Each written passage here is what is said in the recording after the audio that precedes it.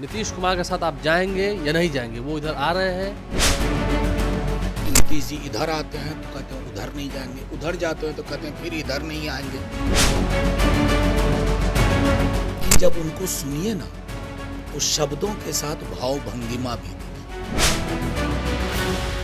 No entry का board लगा था राबड़ी आवास में, याद होगा, जब नीतीश कुमार 17 में छोड़ के चले गए थे, फिर आ गए। नीतीश जी वैचारिक ठहर ही नहीं पाते। मर गया इंडिया गठबंधन, खत्म हो गया, एकदम टूट गया। नमस्कार, मेरा नाम आलोक है। आप लाइव स्ट्रीज देख रहे हैं। हमारे साथ आरजेडी के राष्ट्रीय प्रवक्ता और सांसद मनोज झा मौजूद हैं। हम बात करेंगे बिहार की राजनीति की, क्योंकि मकर संक्रांति का त्यौहार बीत चुका है। अब जो शुभ शुभ कार्य होने होंगे वो सब शुभ कार्य हो जाएंगे, लेकिन क्या सच में इस बार भी कुछ शुभ कार्य होना है? यानी कि इधर उधर राजनीति में ये उस तरफ वो उस तरफ। मनोज झा जी हैं, इशारा आप बहुत समझ गए होंगे मेरा। वो इधर आएंगे, आप उनको लेंगे कि नहीं लेंगे? हम बात नीतीश कुमार की करेंगे। आपके इशारे को भी समझ रहा हूँ, आपके इरादे को भी समझ रहा हूँ। मकर संक्रांति बीत चुकी, शुभ कार्य तो शुरू हो गया। माई बहन मान योजना बिहार के किसी कोने में जाइए, उसकी चर्चा हो रही है। मेरे विरोधी भी, हमारे विरोधी भी उसकी चर्चा कर रहे हैं। 200 यूनिट फ्री बिजली, उसकी चर्चा हो रही है। सामाजिक सुरक्षा पेंशन जो 13 रुपया मात्र प्रतिदिन था, 13 रुपया, वो बढ़कर 1500 रुपये प्रति माह होने जा रहा है। उसी तरह मानदेय पे जितने भी हमारी सेविकाएं सब लोग काम कर रहे हैं। जीविका दीदी के लिए कुछ ब्लूप्रिंट बना रहे हैं तेजस्वी जी। बेरोजगार युवाओं के लिए ब्लूप्रिंट पे वो काम कर रहे हैं। उनको कैसे रिलीफ दी जाए, बीपीएससी जैसी संस्था को कैसे रीस्ट्रक्चर किया जाए। तो शुभ कार्य की शुरुआत तो हो चुकी है। और वो बार बार कहते हैं कि वो चुनाव किसी के खिलाफ नहीं लड़ रहे हैं, ए बी सी या डी पार्टी के खिलाफ नहीं। चुनाव बेरोजगारी के खिलाफ, चुनाव महिला सबलीकरण में कमी के ह्रास के खिलाफ, चुनाव बिहार को बेहतर बनाने के लिए। तो जाहिर तौर पर शुभ कार्यों की शुरुआत हो चुकी है। नहीं, मैं साफ साफ फिर पूछ लेता हूँ, नीतीश कुमार के साथ आप जाएंगे या नहीं जाएंगे? वो इधर आ रहे हैं, क्योंकि पहले हुआ था, लालू जी ने एक समय में एक निजी चैनल से बात करते हुए कह दिया था कि आएंगे तो माफ़ कर देंगे। मैं आपको बताऊं, आप तो बहुत पुराने हैं, आपका चैनल भी बिहार में काफ़ी पुराना चैनल है। हाँ, मैं सीधे आपको कहूं, लालू जी उत्तर भारत के सबसे बड़े कम्युनिकेटर हैं। लेकिन जब उनको सुनिए ना तो शब्दों के साथ भाव भंगिमा भी देखिए। माफ कर देंगे मैं मतलब क्या होता है? नहीं, भाव भंगिमा भी देखिए। लालू जी का बहुत विशाल हृदय है। किसी के लिए कभी कटु बोलते सुना है क्या?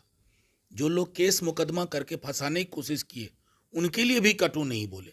तो जाहिर तौर पर कल तेजस्वी जी ने बिल्कुल राष्ट्रीय अध्यक्ष की जो अंदर की मनोभावना, उसके हिसाब से एक एक एजेंडे को लेकर के आगे बढ़ चुके हैं। अब ये जो इधर उधर होता है, क्योंकि नीतीश जी इधर आते हैं तो कहते हैं उधर नहीं जाएंगे, उधर जाते हैं तो कहते हैं फिर इधर नहीं आएंगे। तो बिहार को इधर उधर में नहीं, अब किधर जाना है, इसकी दिशा तेजस्वी जी ने कल पुनः एक बार स्पष्ट कर। नहीं मनोज झा जी, क्योंकि आप भी प्रोफेसर हैं, राजनीति को समझते हैं, राजनीति संभावनाओं का खेल है। आपको भी याद होगा, आप तो पुराने लोग हैं।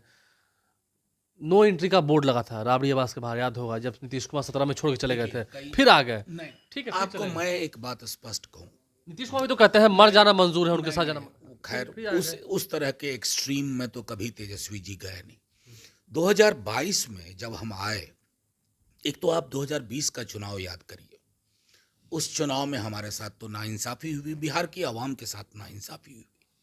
उस तरह की रिगिंग मैं लिटरली कहता हूँ, इलेक्शन कमीशन के सौजन्य से कभी नहीं हुई थी। खैर, महत्वपूर्ण यह है कि तेजस्वी जी रिलक्टेंट थे। नीतीश जी जब उन्होंने कहा कि मेरी पार्टी को बीजेपी निगलने की कोशिश कर रही है, तेजस्वी जी की एकमात्र शर्त थी, नौकरी में फ्री हैंड। वो उन्होंने हासिल किया तो बिहार को एक सौगात मिली कई वर्षों के बाद। हमारी दिलचस्पी उस सौगात में है, इधर उधर वाली राजनीति में नहीं। वैचारिकी पर हमने देख लिया कि नीतीश जी वैचारिकी पे ठहर ही नहीं पाते हैं। और अब तो उनके संज्ञान में कई सारी चीजें नहीं होती हैं, कोई व्यक्ति विशेष सारी चीजें निर्धारित कर रहा है। मतलब नीतीश कुमार के साथ गठबंधन अब नहीं होगा ना? मतलब सीधी गठबंधन हो चुका है माई बहन मान योजना के साथ। 200 यूनिट फ्री बिजली के साथ, इनके अलावा किसी से नहीं सामाजिक सुरक्षा पेंशन के मसले पे, छात्र युवाओं के साथ, ये गठबंधन सबसे मजबूत गठबंधन। अच्छा, एक बात ये भी है, फिर आप कहें कि मैं घुमा फिरा के बोल रहा हूँ, कुछ दिन पहले ही तेजस्वी यादव ने कहा था कि 2024 तक ही था इंडिया अलायंस, उस वक्त तक ही था, ठीक है।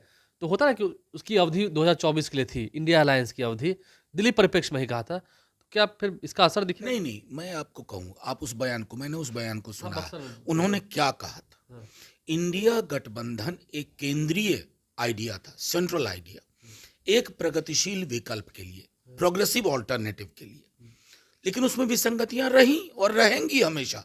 राज्यों के स्तर पर पंजाब में आम आदमी पार्टी और कांग्रेस आमने सामने लड़े, दोनों ने बेहतर किया, वही हाल वेस्ट बंगाल में रहा, वही केरल में रहा।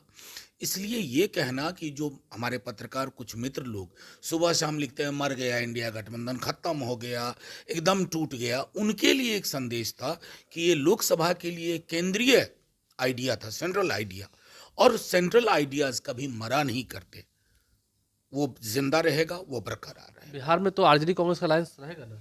बिल्कुल, पूरा महागठबंधन इंटैक्ट है और हम एक प्रोग्रेसिव, एक प्रगतिशील विकल्प। नीतीश जी तो कहते हैं कि महागठबंधन कहा रहे, वो तो हम लोग बनवाए थे, अब हम चले गए, तो समझिए खत्म। अब नीतीश जी के मुगालते के लिए मैं उस पर बयान दूं उचित नहीं है, मुगालता पालना।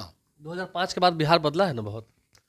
अब ये तो आप बेहतर बताएंगे कि भी युवाओं पे जहां लाठी चार्ज हो रहा हो, उनके साथ अन्याय हो रहा हो, 400 रुपए का सामाजिक सुरक्षा पेंशन हो, जहां बलात्कार की घटनाएं हर घंटे हो रही हो, लॉ एंड ऑर्डर ब्रेकडाउन हो, मुख्यमंत्री को संज्ञान ना हो, अब आप क्या कहेंगे? नहीं, आप क्या कहेंगे, क्या 1990 से लेकर 2005 तक हत्याएं नहीं हुई? क्या बलात्कार के केसेस नहीं आए? आपको एक बात, मैं आज आपको एक टास्क देता हूं आपके चैनल के माध्यम से, ठीक है।